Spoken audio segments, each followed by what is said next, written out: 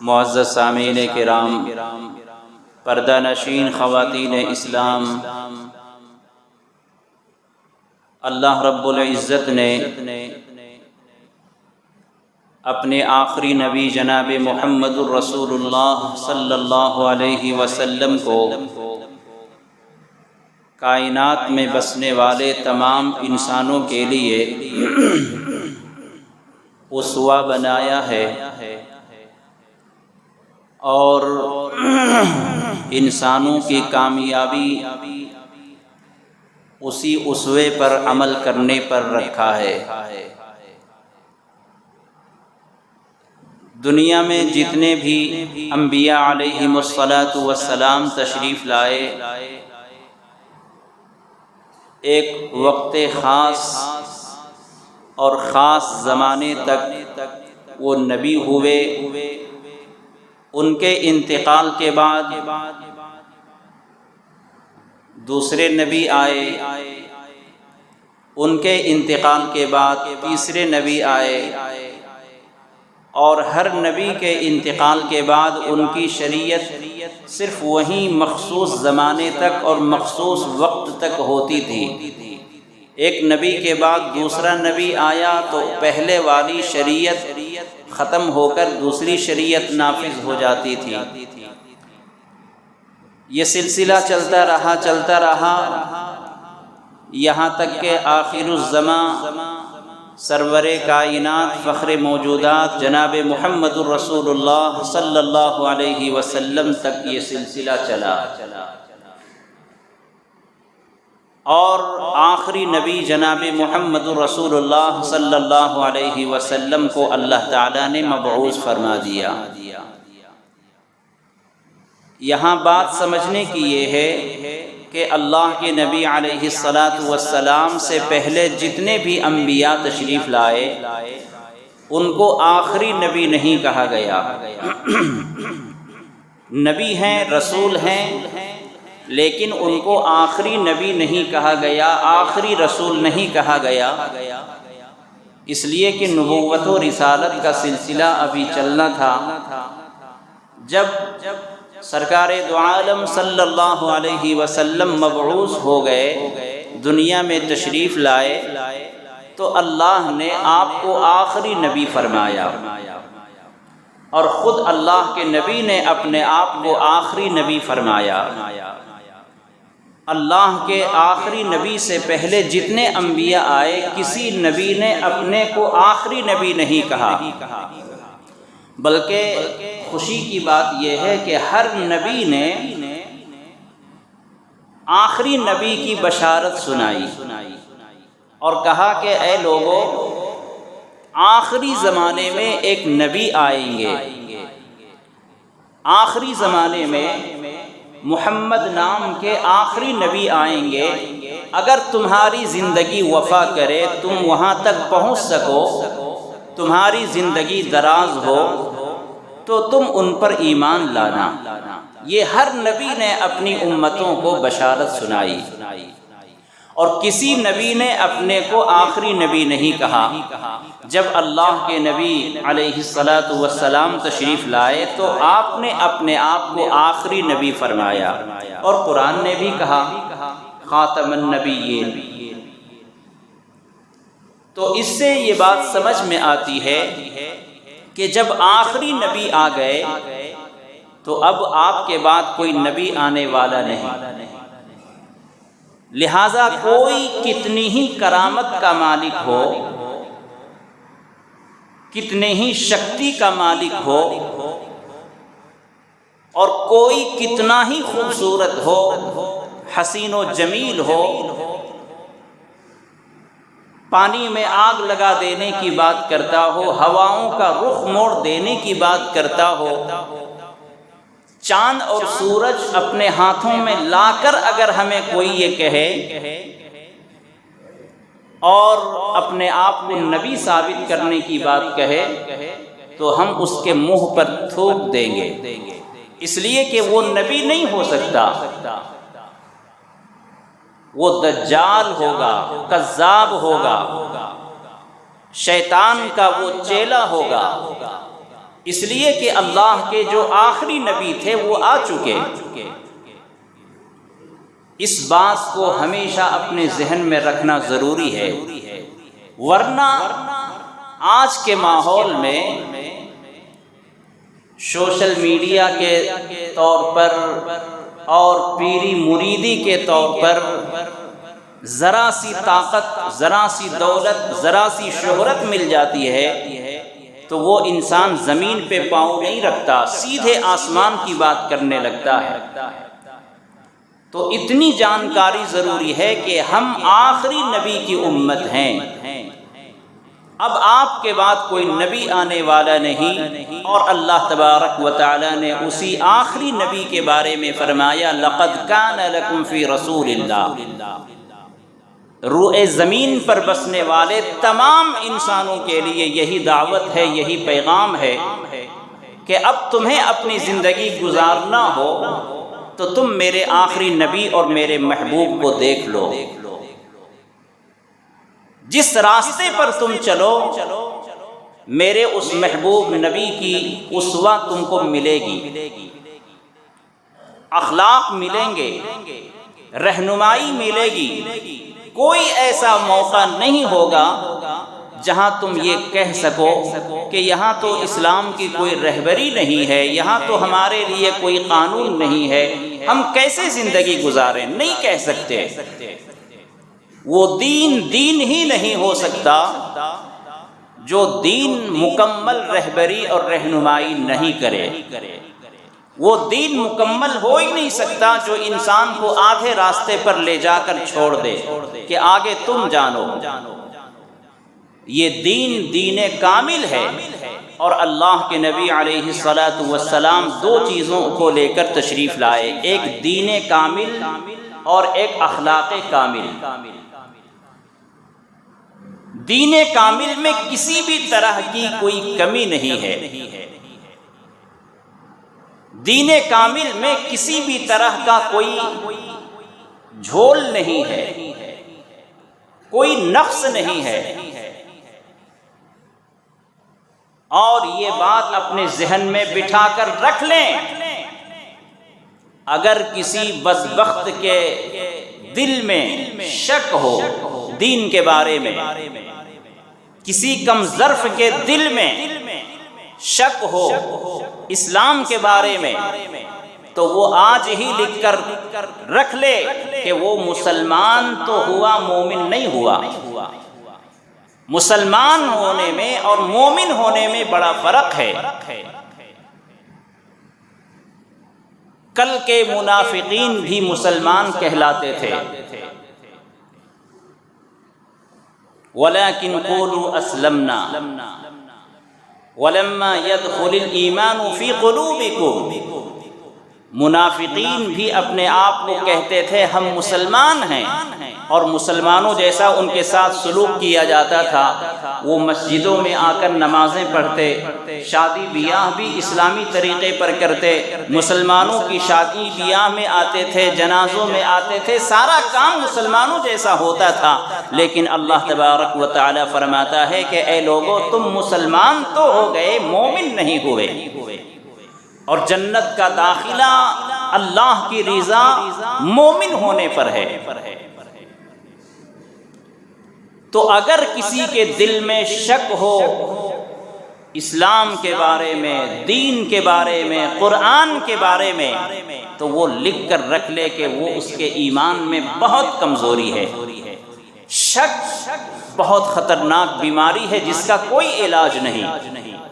جس چیز کے بارے میں شک پیدا ہو جائے، ڈاؤٹ پیدا ہو جائے، آپ اس کو اپنے دل میں نہیں بسا سکتے، اس کی گہرائی تک نہیں پہنچ سکتے۔ میاں بیوی میں کسی کے دل میں اگر ڈاؤٹ ہو گیا، بیوی کے دل میں ڈاؤٹ ہے شوہر کے بارے میں، شوہر کے دل میں ڈاؤٹ ہے بیوی کے بارے میں، زندگی نہیں چل سکتی۔ جو اس مصیبت میں مبتلا ہیں وہ سمجھ سکتے ہیں کہ شک کتنی بھی خطرناک بیماری ہے۔ یہی وجہ ہے کہ قرآن کریم میں آپ سورہ بقرہ شروع کرتے ہیں الف لام میم ذالک الکتاب لا ریب فیہ، قرآن کریم کی 6666 آیتوں میں اور قرآن کریم کی 114 سورتوں میں سب سے بڑی سورہ ہے سورہ بقرہ۔ اللہ تبارک و تعالی فرماتا ہے اے میرے بندو یہ میرا کلام ہے، اے میرے بندو یہ کلام میرا ہے، قرآن میرا فرمان ہے، اس میں شک نہ کرنا۔ ذالک الکتاب لا ریب فیہ، پہلا حکم کوئی اور دے سکتے تھے، اے ایمان والو تم ہدایت کی دعا مانگو، اے ایمان والو نماز قائم کرو۔ قرآن کریم کا آغاز ہو رہا ہے ذالک الکتاب لا ریب فیہ سے، کہ شک نہ کرنا قرآن کے بارے میں، یہ میری کتاب ہے، یہ ایسی کتاب ہے جس میں کوئی شک نہیں، اس لیے کہ شک اگر ہو گیا تو اس کے باقی جو احکام آئیں گے قرآن میں اس کے اوپر بھی آپ کو شک ہوگا، ڈاؤٹ ہوگا۔ تو اللہ تعالیٰ نے پہلے فرمایا کہ شک کو قتل کرو، شک کو دفن کرو، شک کو اپنے دل سے نکالو، اس کے بعد تم قرآن پڑھو گے تو ہدایت ملے گی، قرآن پڑھو گی تو روشنی ملے گی، قرآن پڑھو گے تو دین ملے گا۔ شک رکھ کر اگر آپ قرآن پڑھیں گے کبھی آپ کو ہدایت نہیں مل سکتی، کبھی رہنمائی اور رہبری نہیں مل سکتی۔ جو لوگ شک کے ساتھ قرآن پڑھتے ہیں اللہ اسی قرآن کی بدولت اس کو ذلیل و رسوا کرتا ہے، اور جو ایمان و یقین کے ساتھ پڑھتے ہیں اللہ ان کو عروج بخشتا ہے، مقام بلند عطا فرماتا ہے۔ دنیا میں دونوں طرح کے لوگ موجود ہیں اور زندہ لوگ اس کو سمجھتے ہیں، جو مردہ ہیں وہ نہیں سمجھتے۔ تو قرآن یہ اللہ کی کتاب ہے جس میں کسی بھی شک کی گنجائش نہیں ہے، ایک حرف کے اندر بھی آپ کو شک نہیں کرنا ہے۔ شک ہے تو اپنے ایمان کی سلامتی کی دعا کریں، تمہارے ایمان کا جنازہ نکل چکا ہے اگر شک ہو گیا۔ تو اللہ کے رسول صلی اللہ علیہ وسلم دو چیزیں دنیا میں لے کر تشریف لائے، ایک علم کامل، دین کامل، قرآن، دین قرآن سے تو نکلا ہے، اور ایک اخلاق کامل۔ اللہ تبارک و تعالی نے جو کچھ فرمایا اپنے نبی کو ان ساری چیزوں کو محفوظ رکھا، اس کا نام دین ہے۔ اور اللہ نے جو دین میں باتیں بتلائیں اللہ کے رسول نے ان کو اپنے جسم کے اندر، اعمال کے اندر اس کو محفوظ کر لیا، گویا کہ دین بھی محفوظ رکھا اور عمل بھی محفوظ رکھا۔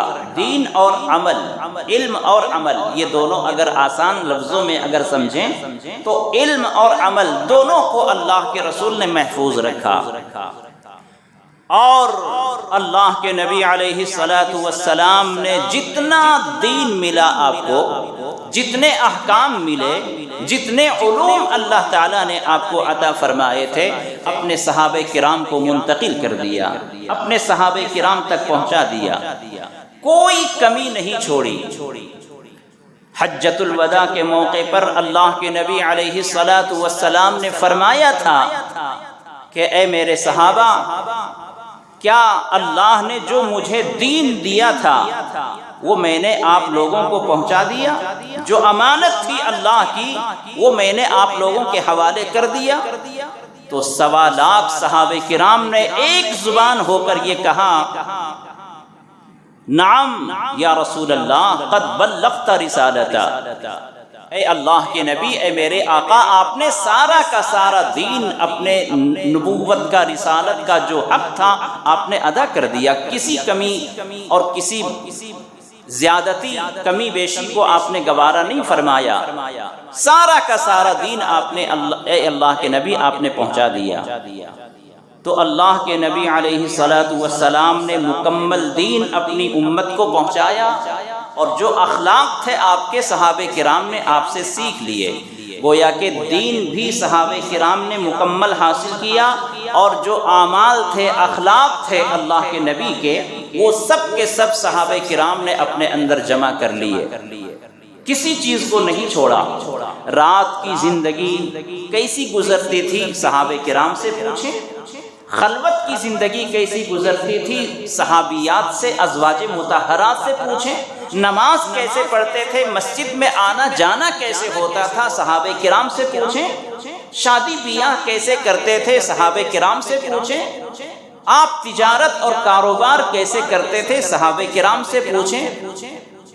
پوری زندگی کے ایک ایک کام جو کیے جاتے ہیں، کھانا پینا، سونا اٹھنا جاگنا، ٹوائلٹ جانا نکلنا، مسجد آنا جانا، شادی بیاہ، بچوں سے ملنا جلنا، ملکوں سے آنے والے سفیروں سے اور بادشاہوں سے کیسے ملنا ہے، ساری کی ساری چیزیں سیرت رسول میں موجود ہیں۔ صحابہ کرام نے ساری چیزوں کو جمع کیا، لیکن میرے دوستو صحابہ کرام نے جو کچھ بھی سیکھا تھا وہ اب دھیرے دھیرے ہمارے درمیان سے ختم ہو رہا ہے۔ کتب خانوں میں، لائبریریوں میں، قرآن میں، حدیث کی کتابوں میں موجود ہیں، انسانی زندگی میں نظر نہیں آ رہے ہیں۔ گویا کہ یہ دور علم اور عمل کے انحطاط کا دور چل رہا ہے، علم اور عمل کے ختم ہونے کا دور چل رہا ہے۔ ہمارے اندر علم نہیں ہے، اللہ کے نبی جو علم لے کر تشریف لائے وہ علم نہیں ہے، جو اخلاق لائے، جو اعمال تھے وہ اعمال بھی ہمارے اندر نہیں ہے۔ جمعہ کی 2 رکعت نماز پڑھ کر ہم سمجھتے ہیں مسلمان کا حق ادا ہو گیا، اسلام کا حق ادا ہو گیا، اور سورہ کوثر، انا اعطیناک الکوثر، کتنے نمازی ایسے ہیں 70 سال 80 سال ہو گئے 2 سورہ سے آگے نہیں بڑھ سکے، قل هو اللہ احد انا اعطیناک الکوثر۔ یہ ہے ہمارے علم کا مقام، یہ ہے ہمارے علم کا نتیجہ۔ آگے بڑھنے کی کوشش نہیں ہے، علم حاصل کرنے کی کوشش نہیں ہے، بس سورہ فاتحہ، انا اعطیناک الکوثر، قل هو اللہ احد، اور اگر آگے جائیں تو سورہ فلق، سورہ والناس، یہی 2 چند سورتیں ہیں، اور عمر کتنی 80 سال گزر رہی ہے۔ 90 سال 100 سال کے بوڑھے سے پوچھا جائے بس یہی چند سورتوں سے وہ کام چلا رہے ہیں۔ تو علم کا ہمارا یہ حال ہے میرے دوستو۔ ابھی جو نئی تحقیق آئی ہے، ایک زمانہ تھا حضرت عبداللہ ابن المبارک رحمت اللہ علیہ، بہت بڑے علم والے گزرے ہیں۔ اس زمانے میں علم حاصل کرنے کا شوق کیا تھا؟ اس زمانے میں یہ قلم نہیں آتے تھے کہ قلم لیا اور لکھنا شروع کیا، کنٹینیو لکھ رہے ہیں جب تک اس کی ریفل ختم نہ ہو جائے، جب تک اس کی انک ختم نہ ہو جائے لکھتے رہیں نان اسٹاپ۔ اس زمانے میں ایسا نہیں تھا، لوگ انک بناتے تھے، پھر بانس کو چھل کر چاقو سے اس کی نوک پلک صحیح کر کے ڈبو کر لکھتے تھے۔ مفسرین نے لکھا ہے، مؤرخین نے لکھا ہے کہ حضرت عبداللہ ابن المبارک رحمت اللہ علیہ سے علم حاصل کرنے والے اسٹوڈنٹ کی جو تعداد تھی 40,000 انک کی بوٹلیں ہوتی تھی، خالی 40,000 انک کی بوٹل، اور اس زمانے میں مائک نہیں ہوا کرتے تھے۔ اب 40,000 اسٹوڈنٹ اگر پڑھیں گے تو کتنی بڑی جگہ ہوگی، بہت بڑے میدان میں پڑھتے ہوں گے، اتنی بڑی جگہ کہاں ہوگی؟ تو حضرت کی آواز وہاں تک کیسے پہنچے گی؟ تو جس طرح سے مسجدوں میں کرنٹ جانے پر مکبر ہوتے ہیں جو امام کی آواز دوسری طرف منتقل کرتے ہیں، ان کے شاگردوں میں 1200 مکبرین ہوتے تھے جو ان کی آواز کو دور تک پہنچاتے تھے۔ ذرا غور کریں، ایک وہ زمانہ تھا علم حاصل کرنے کا، اور آج ایک ہمارا زمانہ ہے علم اور عمل کے دور کا انحطاط ہے، زوال پذیر ہے، کسی کو پڑھنے کا شوق نہیں ہے، ہر آدمی بیکار کاموں میں لگا ہوا ہے۔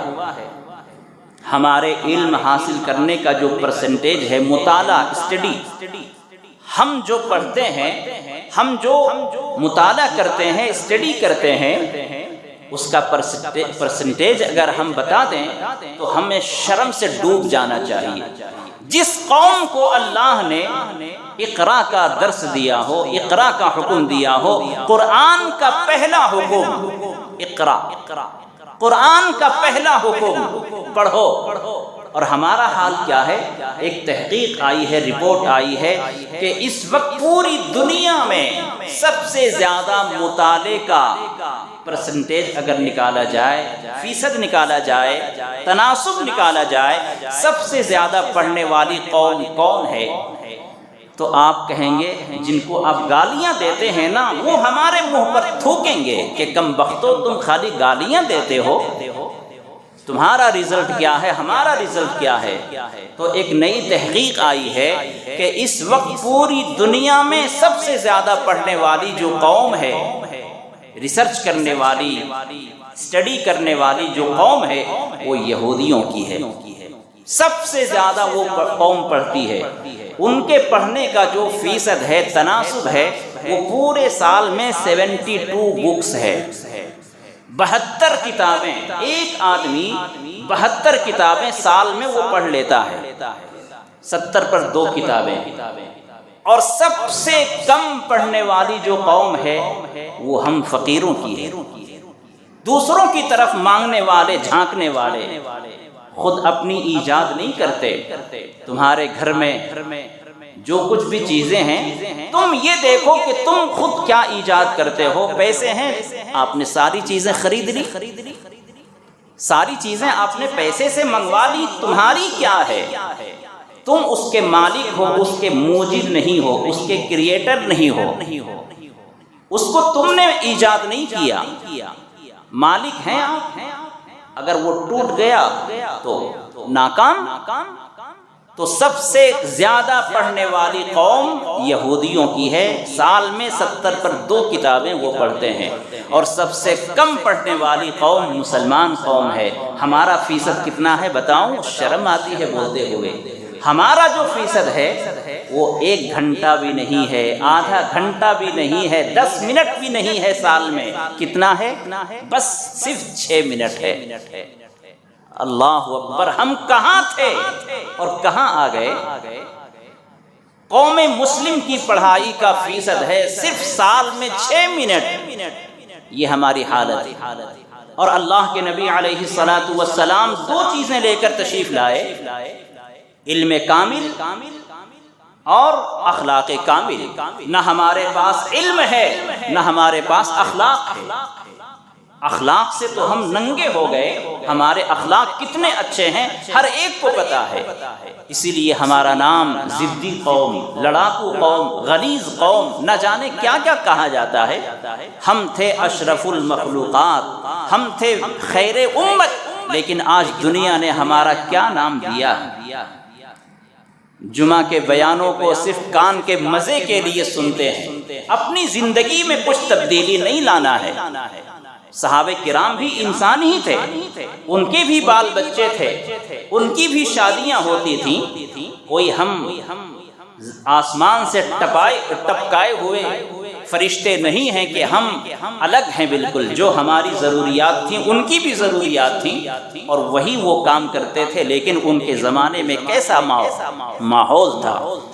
اس لیے میرے دوستو، علم کامل حاصل کرو، اخلاق کامل اپنے اندر پیدا کرو، اللہ کے رسول صلی اللہ علیہ وسلم کی ذات اقدس کو اپنے لیے آئیڈیل اور نمونہ بناؤ۔ اگر تم سنت رسول کے مطابق شادی کرو گے تو کیا وہ شادی ناکام ہوگی؟ کتنے ناہنجار قوم، نوجوان مسلمانوں میں ایسے بھی خاندان ہیں جن کے سامنے جب کہا جاتا ہے کہ بھائی نکاح مسجد میں کر لیں، بھائی سادگی سے کر لیں۔ سادگی کا مطلب یہ نہیں کہ جو مہمان آپ کے گھر آئے ان کو کچھ نہ کھلاؤ، جو مہمان آپ کے پاس آئے ان کو سونے بیٹھنے کے لیے انتظام نہ کرو، ایسا بھی نہیں ہے سادگی کا مطلب۔ لیکن وہ سنت پر عمل کرنے کے لیے تیار نہیں ہے۔ پھر لوگ کہتے ہیں کہ مسلمان اس وقت ذلیل و رسوا ہو رہے ہیں۔ مسلمان ہونے کی وجہ سے نہیں ہیں، بدعملی کی وجہ سے ہو رہے ہیں۔ اپنے اندر ایمان پیدا کریں، ایمان والے سے تو شیطان ڈرتا ہے۔ ایمان والے سے شیطان کانپتا ہے جو انسانوں سے بہت زیادہ طاقتور ہے۔ تو آج میرے دوستو جو حالات آئے ہیں یہ ہمارے اعمال کے نتیجے ہیں۔ صحابہ کرام بے قرار رہا کرتے تھے، بے چین رہا کرتے تھے، اپنے محبوب کی نقل و حرکت کے لیے، اپنے محبوب کی نقل اور اداؤں کو اپنے اندر پیدا کرنے کے لیے بے چین رہا کرتے تھے۔ حضرت عبداللہ ابن عمر رضی اللہ عنہ ایک مرتبہ کہیں تشریف لے جا رہے تھے، راستے میں جنگل آیا تو کئی ساتھی تھے سفر میں، وہ ایک جگہ گئے اور اپنے اونٹ کو روکا، سارے ساتھی رک گئے اور وہ اونٹ سے اتر کر ذرا دور گئے اکیلے۔ تو سارے ساتھیوں نے سوچا کہ شاید تقاضا ہوگا، قضاء حاجت کی ضرورت ہوگی۔ حضرت عبداللہ ابن عمر جاتے ہیں اور تھوڑی دیر کسی جگہ پر بیٹھ کر اور پھر اٹھ کر آ جاتے ہیں۔ ساتھیوں نے پوچھا کہ آپ نے ایسا کیوں کیا؟ ہم لوگوں کو بھی آپ نے روکا، سفر میں بیچ میں آپ نے روک دیا۔ ہم لوگوں نے سمجھا کہ شاید آپ کو تقاضا ہوگا، قضاء حاجت کی ضرورت ہوگی، لیکن آپ نے وہ بھی نہیں کیا، آپ وہاں گئے، تھوڑی دیر بیٹھے اور واپس آ گئے۔ تو میرے دوستو دل سے سنو، وہ بھی انسان تھے، وہ بھی عاشق رسول تھے اور ہم بھی ایک عاشق رسول ہیں۔ بتاؤ ہمارے اندر رسول اللہ کی کون سی ادا ہے؟ خدا کی قسم دل سے سنو۔ حضرت عبداللہ ابن المبارک رضی اللہ عنہ فرماتے ہیں کہ اے میرے دوستو، یقیناً مجھے قضاء حاجت کی ضرورت نہیں تھی، مجھے پیشاب کی ضرورت نہیں تھی، مجھے پاخانے کی ضرورت نہیں تھی، لیکن میں بتاؤں ایک مرتبہ میں رسول اللہ صلی اللہ علیہ وسلم کے ساتھ ایسا ہی سفر میں تھا تو آپ اسی جگہ پر تشریف لائے، اپنے اونٹ کو روکا اور وہیں تشریف لے گئے تھے جہاں میں بیٹھ کر آ رہا ہوں، آپ نے وہاں قضاء حاجت سے فراغت حاصل کی تھی۔ میرے دل میں یہ تمنا ہوئی کہ آج مجھے ضرورت تو نہیں ہے قضاء حاجت کی، لیکن میرے محبوب نے وہاں قضاء حاجت سے فراغت کی ہے، اس لیے میں نے اپنے محبوب کی نقل کی ہے۔ یہ اس عاشق رسول کی ادا ہے جو کہتے نہیں تھے، کرتے تھے، اور آج ہم عاشق رسول ہیں، ہم کہتے ہیں کرتے نہیں ہیں۔ کون سی ادا ہے ہمارے اندر؟ کون سی ہمارے اندر وہ بات ہے کہ ہم کہہ سکتے ہیں کہ ہم عاشق رسول ہیں؟ ہاں، کہنے کے لیے بہت بڑی بڑی باتیں کرتے ہیں میرے دوستو۔ صحابہ کرام رضی اللہ عنہم اجمعین تکلیفیں برداشت کرتے رہتے تھے، لیکن اللہ کے نبی علیہ السلام کے فرمان کے خلاف کبھی نہیں کیا۔ انہی کا واقعہ ہے، حضرت عبداللہ ابن العمر کا واقعہ ہے کہ مسجد نبوی میں ایک دروازہ تھا، ایک گیٹ تھا جس میں عورتیں آتی تھیں مسجد کے اندر، لیکن کبھی کبھی جب عورتیں نہیں ہوتی تھیں تو مرد حضرات بھی آ جایا کرتے تھے۔ تو ایک مرتبہ اللہ کے نبی علیہ السلام نے فرمایا کہ کیا ہی اچھا ہوتا کہ اس دروازے کو عورتوں کے لیے خاص کر دیا جاتا، اس دروازے سے مرد نہ آتے، صرف عورتیں ہی آتی۔ حضرت عبداللہ ابن المبارک رضی اللہ عنہ فرماتے ہیں کہ جب سے اللہ کے نبی علیہ السلام نے یہ بات فرمائی، میں پوری زندگی میں پھر کبھی اس دروازے سے نہیں آیا۔ عمل کا جذبہ، اللہ کے نبی نے فرما دیا تو بس وہ آخری حرف ہے، اس کے خلاف نہیں ہو سکتا، اپنی زندگی میں اس کے خلاف نہیں ہو سکتا۔ یہ صحابہ کرام نے سیکھا تھا، ہم لوگوں نے کمپرمائز کا مائنڈ بنا لیا ہے، وہ بھی چلے گا یہ بھی چلے گا، ایسا نہیں ہو سکتا۔ گندے برتن میں دودھ والا دودھ نہیں دیتا، اس گندے دل میں اللہ کی محبت کیسے سما سکتی ہے، رسول اللہ کی محبت کیسے آ سکتی ہے؟ اس لیے ہمیں یقین کے ساتھ، ایمان و یقین کے ساتھ، مضبوط ارادے کے ساتھ ہمیں مسلمان ہو کر زندگی گزارنا ہے، مومن ہو کر زندگی گزارنا ہے، موت ویسے بھی آئے گی۔ اس لیے میرے دوستو حالات جو بھی ہیں آپ دیکھ رہے ہیں کس طرح کے پروپیگنڈے ہو رہے ہیں، ایک ایک چیز کو ٹارگٹ کیا جا رہا ہے۔ آج کے اخبار کو آپ نے دیکھا ہوگا، حلال سرٹیفکیٹ کے پروڈکٹ کا بائیکاٹ کیا جا رہا ہے، حلال سرٹیفکیٹ کے جو اشیاء ہیں ان کا بائیکاٹ ہو رہا ہے۔ غیر مسلم تنظیموں نے ایک تحریک چھیڑی ہے کہ جس چیز پر، جس کمپنی کی کسی اشیاء پر، کسی کی پیکٹ پر اگر حلال لکھا ہوا ہے تو اس چیز کو نہیں خریدنا۔ حلال چونکہ مسلمان کی طرف سے وہ سرٹیفکیٹ جاری کی جاتی ہے، مسلم تنظیموں کی طرف سے ہوتی ہے، تو مسلم تنظیمیں کمپنیوں کو اپنی طرف سے تحقیق کر کے حلال سرٹیفکیٹ اس کو دیتی ہے۔ تو ان کا یہ کہنا ہے کہ حلال جس چیز پر بھی لکھا ہو وہ چیز کو نہیں خریدنا۔ ان کو کیا درد ہو رہا ہے پیٹ میں، تو ایک ایک چیز پر جہاں بھی مسلم نام ہے، جہاں بھی مسلم کا وجود سمجھا جاتا ہے، وہاں سے ان کو پیٹ میں درد ہوتا ہے۔ ہر چیز کو ٹارگٹ کر کے ان چیزوں کو ختم کرنے کی کوشش ہو رہی ہے۔ لیکن میرے دوستو، ہم بیدار ہو جائیں، ہم اپنے ایمان و یقین کو تازہ کرتے رہیں۔ اللہ کے رسول صلی اللہ علیہ وسلم مرکز محبت ہیں۔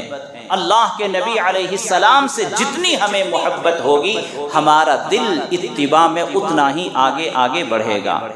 صحابہ کرام میں ایسے ہی تھے۔ ایک حبشہ کے صحابی، ملک حبشہ کے رہنے والے ایک صحابی، ان کے دل میں ہمیشہ یہ خواہش ہوتی تھی کہ کاش اللہ کے نبی علیہ السلام کے سر مبارک میں جس طرح سیدھی مانگ نکلتی ہے بالوں کے درمیان سے، کاش میرے بھی سر میں ایسی مانگ نکلے۔ لیکن ان کے سر کے بال آپ دیکھتے ہوں گے بہت ہی سخت ہوتے ہیں اور سر کے چمڑے سے چپکے ہوئے ہوتے ہیں حبشی کے بال۔ تو انہوں نے ایک مرتبہ ایسا کیا کہ گرم لوہے کو، گرم کاڑی کو اپنے سر پر سرمے کی سلاخ کی طرح سے ایسا کر لیا۔ بال بھی جلا، کھال بھی جلی، تکلیف بھی ہوئی، درد بھی ہوا، زخم بڑھ گیا۔ بعد میں لوگوں نے کہا کہ تمہیں اتنی تکلیف اٹھانے کی کیا ضرورت تھی؟ تو ان صحابی نے فرمایا کہ میرے دوستو، تکلیف تو مجھے ہوئی، لیکن اب مجھے بہت خوشی ہوتی ہے کہ مجھے میرے سر کی اللہ کے رسول صلی اللہ علیہ وسلم کی مشابہت حاصل ہو گئی۔ اللہ کے رسول کے سر میں جس طرح مانگ نکلتی ہے، اسی طرح میرے سر میں بھی مانگ کی طرح سے ایک نشان ہے جس کو میں دیکھ کر خوش ہوتا ہوں۔ تو جس کو جس سے محبت ہوتی ہے وہ اس کی اداؤں سے محبت کرتا ہے، جس کو محبت ہوتی ہے اس کے کاموں سے اس کو محبت ہوتی ہے۔ آج ہمارے نوجوانوں کے چہرے پر دیکھیں، بہت سے کمینے لوگ اپنے کانوں میں بالیاں پہنتے ہیں، بالوں کی کٹنگ دیکھیے۔ بہت سے لوگ اپنے ہاتھوں میں، گردنوں پر، اسے کیا کہتے ہیں عربی میں گودنا، اردو میں اس کو گودنا بولتے ہیں، ٹیٹو بنواتے ہیں، جو اسلام میں بالکل حرام ہے۔ اللہ کے رسول صلی اللہ علیہ وسلم نے ایسے لوگوں کے لیے لعنت فرمائی ہے جو اپنے جسموں پر ٹیٹو بنوائے۔ یہ کس کی نقل ہو رہی ہے؟ کون سے صحابی نے ایسا لگوایا تھا؟ کہتے ہو ہم عاشق رسول ہیں، لیکن پیر سے لے کر سر تک کہیں بھی تمہارے اندر سنت نظر نہیں آتی، عشق محبت رسول میں نظر نہیں آتی، اور اپنے آپ کو کہتے ہیں عاشق رسول ہیں۔ چہرے پر سنت نہیں ہے، بالوں کی بناوٹ یہودوں جیسی ہے، کانوں میں بالیاں ہیں، جسموں میں ٹیٹو بنوایا ہوا ہے، کسی بھی طرح سے ہم تو نظر نہیں آتے۔ اس لیے میرے دوستو، کہنے سے نہیں کرنے سے بات بنتی ہے۔